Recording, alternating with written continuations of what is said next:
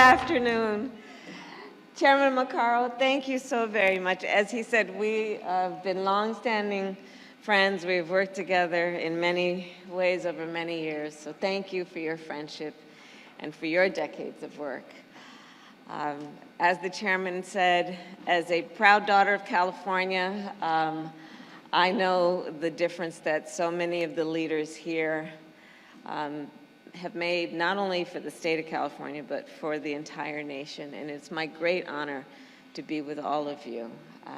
I want to, in particular, acknowledge our incredible Secretary, Deb Haaland, who is, I see her in the cabinet room. I see her, sometimes we fly to different parts of the country together.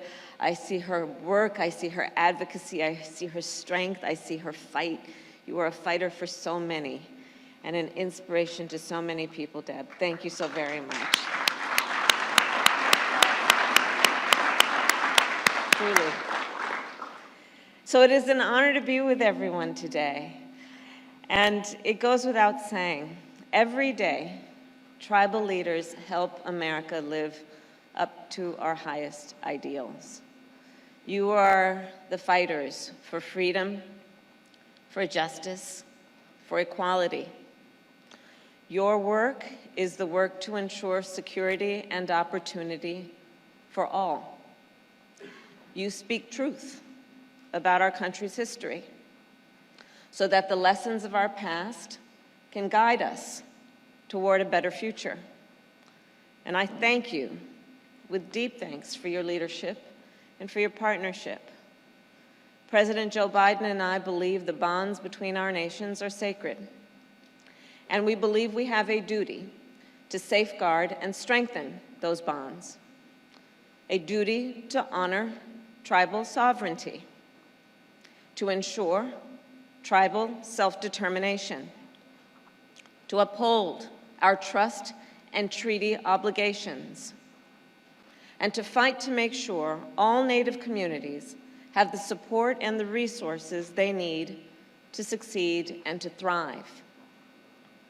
And to do so, we must always speak truth, no matter how difficult it is for some to hear, about our history. As a result of centuries of broken treaties, harmful assimilation practices and policies, displacements, dispossession, and violence, deep disparities persist across Indian country. Disparities in education, healthcare, infrastructure, and economic opportunity, which have held so many back in spite of their God-given potential. Since taking office, our administration has fought to bridge these divides. We have put equity at the center of all of our work.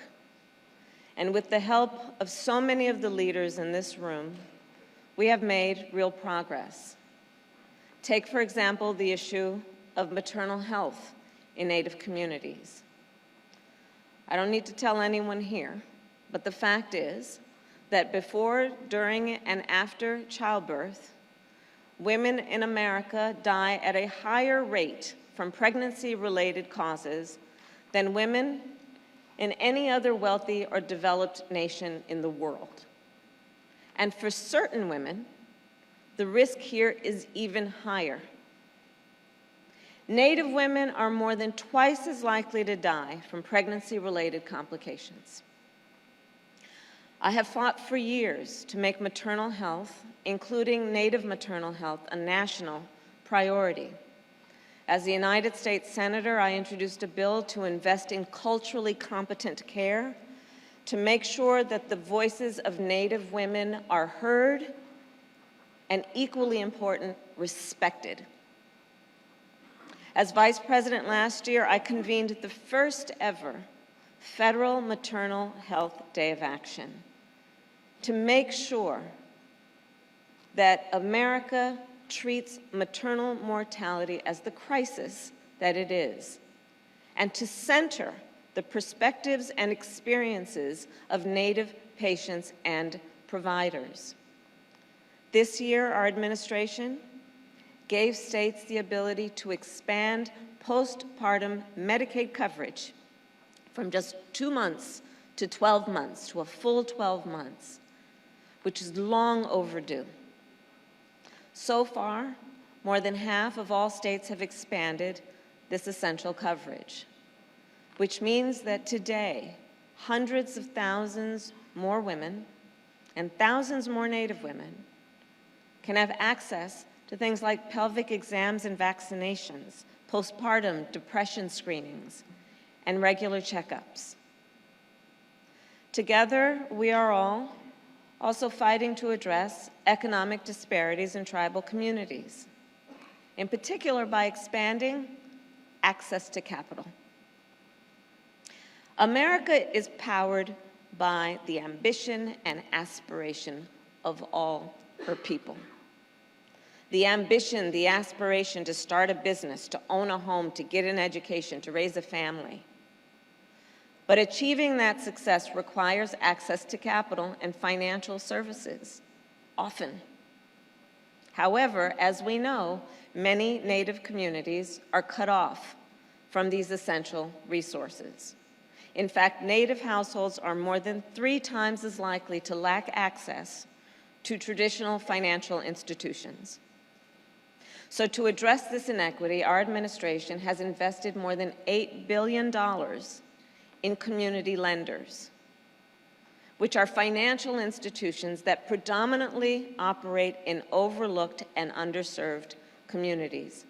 Often, these institutions are run by folks who live and work in those communities, people who understand the incredible potential that is just waiting to be unlocked, and who see firsthand the difference that their investments make.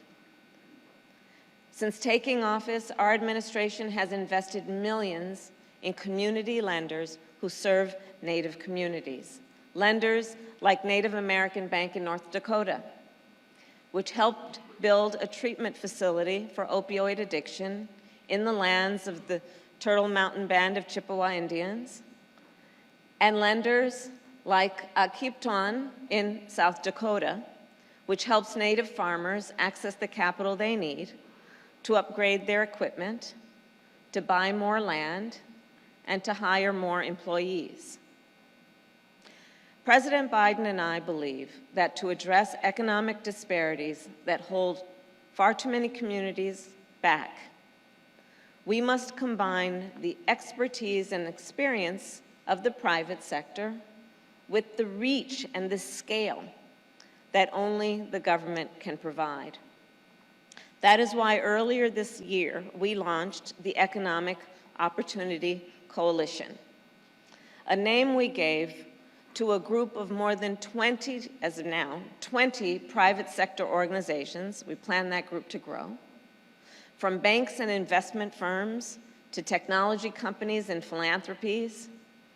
And together, these organizations have committed to invest tens of billions of dollars in historically underserved communities, including many Native communities. Because they know that when we lift up places that have been left out and left behind, it benefits everybody. And our administration is also fighting for climate and environmental justice.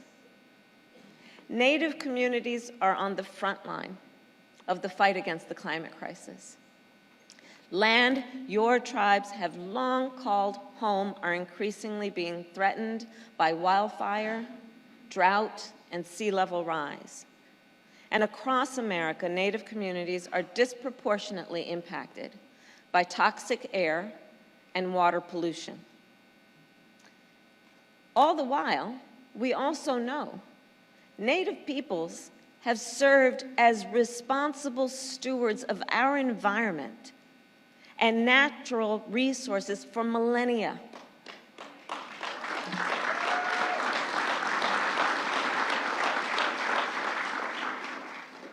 So, to create enduring solutions to the climate crisis, we must rely on your traditions, your expertise, your knowledge, your history, your leadership. And that is why, as one example, to uphold our commitment to our co-stewardship of public lands and waters and to protect tribal lands, President Biden restored Bears Ears National Monument. And that is why this year, as part of America's largest investment in fighting the climate crisis in history, we secured $720 million for tribes across the nation to help fund Native-led climate projects. Not telling you what's happened after it's happened, but actually you telling and speaking and leading on what should happen in a way that will be helpful and productive and a role model of what leadership looks like. And this work, of course, will be geared at doing the work of cleaning up pollution, funding climate resilience and adaptation, protecting forests and coastal habitats, and providing emergency drought relief. All of this work is critically important, and it is interconnected. We know when we reduce air and water pollution, it has a positive impact on maternal health outcomes, a positive impact on our children and their ability to learn. We know that when women receive the health care they need, families and communities are stronger. We know that when we increase access to capital, it creates opportunity for everyone. Since taking office, with your partnership, President Biden and I have fought to make sure all Native families can thrive, and we are proud of the progress we have made so far. But we know Native families and communities continue to face profound threats, from the urgent crisis of missing and murdered Indigenous people to recent challenges to the Indian Child Welfare Act, also known as ICWA. So as Chairman Maccaro told you, I have a long-standing history of fighting for the principles of ICWA. From my time heading the Children and Family Services in San Francisco in 2000 to now. And here's what I know about ICWA. It was crafted to address systemic injustice. For centuries, Native children were torn away from their families and their communities. These acts were not only violations of basic human rights for those children and their families, but also an attack on the very existence of tribal nations. I am fully aware of the essential protection that ICWA provides. And back to my time doing that work as an attorney, representing children and families in San Francisco, and working on ICWA cases, to my time as Attorney General of California, and partnering with tribal leaders and child welfare agencies and law enforcement officials to enforce ICWA. I will tell you, as I stand here as Vice President, that President Biden and I remain determined to work with you, with Native leaders, to safeguard the protections of ICWA.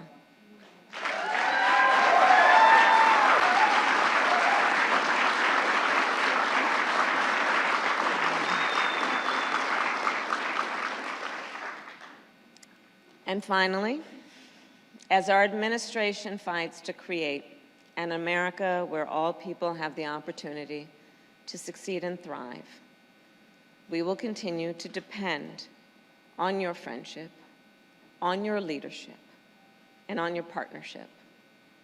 Together, we will continue to build a better future for this generation and for 7 generations to come. Thank you all.